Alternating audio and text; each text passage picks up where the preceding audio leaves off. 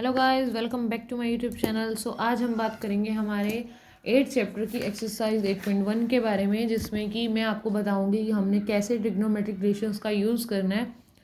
और इसमें हम बात करेंगे पाइथागोरस थ्योरम की कि कैसे पाइथागोरस थ्योरम हमारे ट्रिग्नोमेट्रिक रेशियोज में हमारी हेल्प करेगी and we have to find the other trigonometric ratios. So let's start a video with the first example 10a is equal to 4/3। इसमें हमें गिवन है कि हमारे पास जो 10 of angle a is 4/3 given है हमारे पास। तो हम इसको क्या लिखेंगे, देखिए हम इन्होंने क्या बोला है कि हमारे पास 10a 4/3 है और अदर रेशियोज़ निकालें। अदर रेशियोज़ का मतलब हमें साइन, कोस, कोटेंजेंट, सिकेंट, कोसिकेंट निकालने हैं। ठीक है, तो सिर्फ ये गिवन है, इसका यूज़ करके हमें अदर रेशियोज निकालने हैं। तो वो कैसे निकालेंगे, तो देखिए इसका यूज़ करना है और इसके साथ साथ हमें एक पाइथागोरस थ्योरम का भी यूज़ करना है। और पाइथागोरस थ्योरम क्या होती है, h का square is equal to p square plus p square, hypotenuse का square is equal to b का स्क्वायर, बेस का स्क्वायर एंड पी का स्क्वायर। क्लियर, तो इसका यूज़ करेंगे। तो इसका यूज़ कब करेंगे मैं बताती हूँ। जैसे कि अब हमारे पास देखिए गिवन है 10a इज इक्वल टू 4/3। तो आप स्टार्ट करेंगे यहाँ से कि 10 को हम क्या लिख सकते हैं, जो हमने लास्ट किया था पीछे कि मैंने आपको बताया था कि रेशियोज को कैसे लिखने। तो 10 को हम क्या लिखते थे, p/b। क्लियर, याद होगा, p/b। अब गिवन क्या है, 10 इज इक्वल टू में 4/3, मतलब p हमारे पास गिवन है 4 एंड b गिवन है हमारे पास 3। क्लियर, p है हमारे पास 4, b हमारे पास है 3। क्लियर, नेक्स्ट अब देखिए हमें अदर रेशियोज निकालने हैं। अब अदर रेशियोज में आपको पता है कि अगर आप कोस निकालते हो तो हमें p/h चाहिए, मतलब p तो है h चाहिए। और साइन निकालते हो मतलब b है h चाहिए, b है h चाहिए हमें। ऐसे ही कोट निकालते हो तो हमें क्या चाहिए, b/p दोनों हैं। अच्छा, सीकेंड निकालते हो तो हमें क्या चाहिए, h चाहिए ना। तो h को क्या करोगे आप, h को फाइंड आउट करना है। और h कैसे निकलेगा, with the help of this Pythagoras theorem. Clear, तो देखो हमारे पास p है, b है, तो हमें जो चीज़ नहीं है ना उसको निकालना है with the use of Pythagoras theorem. तो हम वैल्यू पुट करेंगे h square is equal to p का स्क्वायर प्लस b का स्क्वायर, जहाँ पे हम h square as it is पड़ा रहेगा, p का स्क्वायर यानी कि 4 का स्क्वायर यानी कि 16, b का स्क्वायर यानी कि 3 का स्क्वायर 9। तो ये हमारे पास आ गया 25। H square is equal to 25। अब हमें एच स्क्वायर नहीं चाहिए, हमें चाहिए ओनली एच। तो ये स्क्वायर इधर जाके रूट में, तो एच की वैल्यू आ गई 5। 25 का स्क्वायर रूट यानी कि 5। Clear, okay. अब हमें देखिए पी भी था हमारे पास, बी भी था, अब हमारे पास एच भी आ गया। तो हम अदर रेशियोज को निकाल सकते हैं। फर्स्ट हम निकालेंगे साइन। साइन क्या होता है, p/h। p की वैल्यू क्या थी 4, h की वैल्यू क्या फाइंड आउट की हमने 5, ये हो गया। उसके बाद कोस, कोस क्या होता है b/h, b की वैल्यू क्या थी 3, h 5 हो गया। नेक्स्ट रेशियो 10 हमारे पास है ही ऑलरेडी। अब हम बात करेंगे कोट की। कोट क्या होता है b/p यानी कि 3/4। ठीक है, नेक्स्ट हम बात करने वाले हैं हमारे कोसिकेंट की। कोसिकेंट मैंने आपको बताया था साइन का रेसिप्रोकल होता है। तो साइन क्या था हमारे पास b/h और कोसिकेंट क्या होगा h/p यानी कि 5/4। नेक्स्ट सीकेंट, सीकेंट किसका रेसिप्रोकल होता है, कोस का। कोस क्या था b/h, देन हमारे पास आएगा h/b यानी कि 5/3। तो इन्होंने बोला था कि सिर्फ इसका यूज़ करके हमें अदर रेशियोज़ को निकालना है, मतलब अदर जो 5 रह गए थे हमारे पास तो हमने निकाल लिए। तो सिर्फ यूज़ किसका किया हमने, इन दोनों का और एक पाइथागोरस थ्योरम का। तो देख सकते हैं हमने एक पाइथागोरस थ्योरम को यूज़ करके, सिर्फ आपको ये याद रखना है कि दो चीज़ें अगर गिवन है तो थर्ड चीज़ को निकाल के आपको सिर्फ उसमें पाइथागोरस थ्योरम लगा के निकालनी है और उसके बाद अदर रेशियोज निकालने हैं। सो अब हम करेंगे 8.1 का फर्स्ट सम, जिसमें मैं बोला है कि इन्हें ABC ट्रायंगल, कोई राइट एंगल है, एक ट्रायंगल है ABC जिसके अंदर राइट एंगल दिया हुआ है एंगल B पे। तो मैंने B पे ये परपेंडिकुलर बना दिया क्योंकि यहाँ पे हमें राइट एंगल दिया हुआ था। और इन्होंने हमें गिवन है कि जो AB है जो हमारी वो 24 है एंड BC हमारी 7 है। ठीक है, तो हमें डिटरमाइन क्या करना है, डिटरमाइन करना है हमें फर्स्ट जो इसका है साइन ए, साइन ए यानी कि जो sine on angle A. Clear, angle को देखना है हमने साइन, वैसे साइन होता क्या है हमारा पी बाय एच। तो मैंने आपको बोला था कि पी बाय एच के अलावा हमें उसके एंगल को भी देखना होता है। तो सबसे पहले देखिए अब पी बाय एच, ठीक है, अच्छा ये बात होगी। सबसे पहले आपको देखना है, अब हमें पता है कि देखो मैंने आपको बताया था कि जो स्लाइडिंग लाइन होती है, स्लैंडिंग लाइन हमारी है, वो हमेशा एच होती है। तो हमारे पास एच तो है ही नहीं, तो आप एच कैसे निकालोगे? दो चीज़ें हैं, थर्ड चीज़ नहीं है। तो मैंने बताया था आपको पाइथागोरस थ्योरम यूज़ करनी है। सबसे पहले हम पाइथागोरस थ्योरम लगाएंगे, एच का square is equal to p का स्क्वायर प्लस बी का स्क्वायर। तो पी का स्क्वायर क्या था हमारा, पी का स्क्वायर क्या था, पी बी 24 का स्क्वायर प्लस 7 का स्क्वायर। तो 24 का स्क्वायर हमारा 576 और 7 का स्क्वायर 49। तो ये हमारा आंसर आया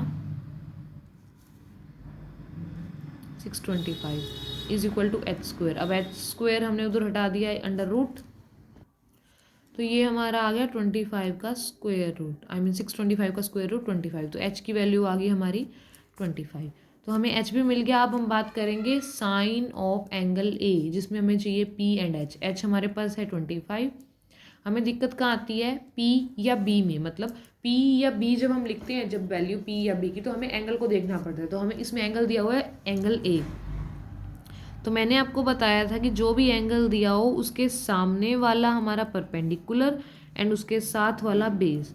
तो इसमें जो हमारा पी यूज़ होगा with the use of angle, angle A पे दिया हुआ है तो एंगल के सामने वाला पी माना जाएगा और एंगल के साथ वाला बी। तो एंगल के सामने वाला पी यानी कि 7/25। ठीक है, नेक्स्ट हमसे पूछा गया कोस ए। तो वैसे कोस होता क्या है b/h, और एंगल के अकॉर्डिंग एच की वैल्यू हम डायरेक्टली रख सकते हैं, इसमें कोई रोल नहीं है एंगल का। और बी की वैल्यू देखो एंगल ए पे, एंगल ए पे बी की वैल्यू, तो एंगल के सामने वाला पी होता है और एंगल के साथ वाला बी, तो यानी कि 24/25। क्लियर। नेक्स्ट इन्होंने पूछा जो सेकंड पार्ट में, इन्होंने बोला कि साइन सी निकालना है, साइन ऑफ एंगल सी। ठीक है, सबसे पहले साइन के जो रेशियो है वो हमारा क्या है p/h, और p/h, h की वैल्यू हमें गिवन है 25, निकालना p है ऑन एंगल c। तो एंगल के सामने वाला p होता है और साथ वाला बेस, एंगल ये पूछा हुआ है तो सामने वाला p यानी कि 24। नेक्स्ट इन्होंने पूछा है कोस सी।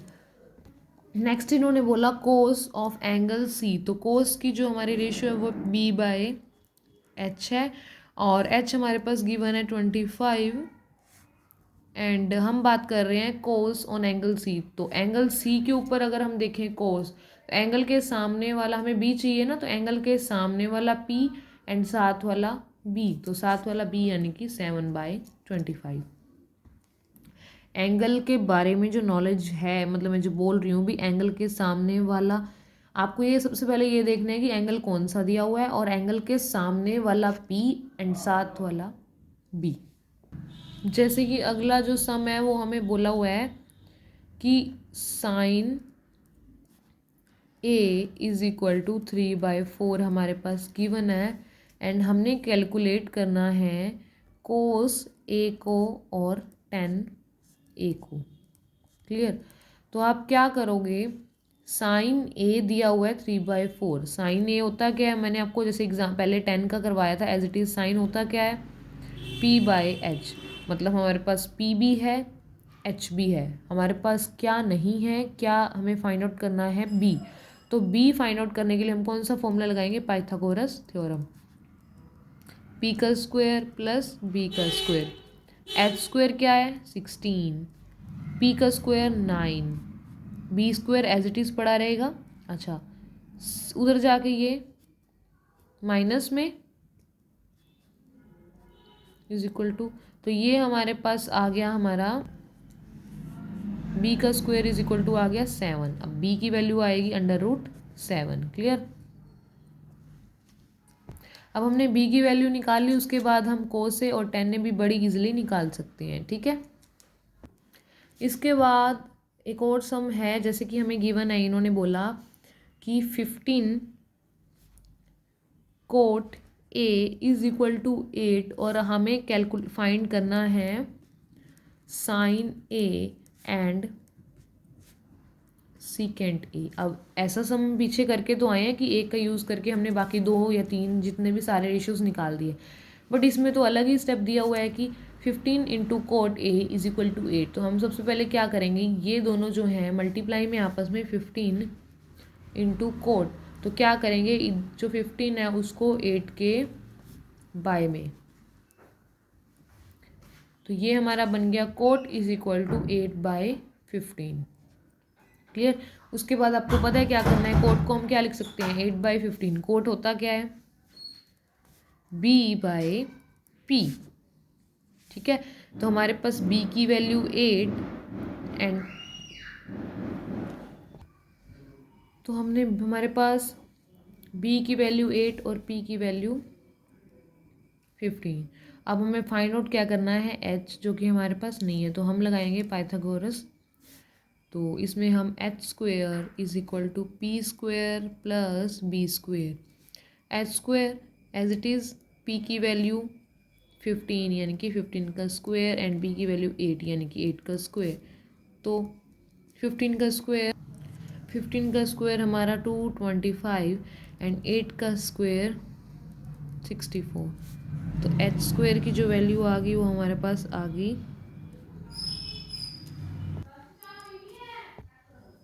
289। तो हमारे पास जो h की वैल्यू आएगी वो आएगी √289 हम करेंगे तो ये हमारे पास 17 का स्क्वायर रूट होगा, ठीक है। h की वैल्यू 17। उसके बाद हमें इन्होंने बोला कि find sign a and second a। इसमें एंगल का कोई नहीं है, इसमें डायरेक्ट चलना है आपको। और ऐसे सम कॉम्पिटिटिव एग्ज़ाम में, जैसे कि MCQs में, अगर हम आपके पेपर MCQs में होने वाले हैं तो ऐसे सम आ सकते हैं, तो इसको थोड़ा फोकस कीजिएगा।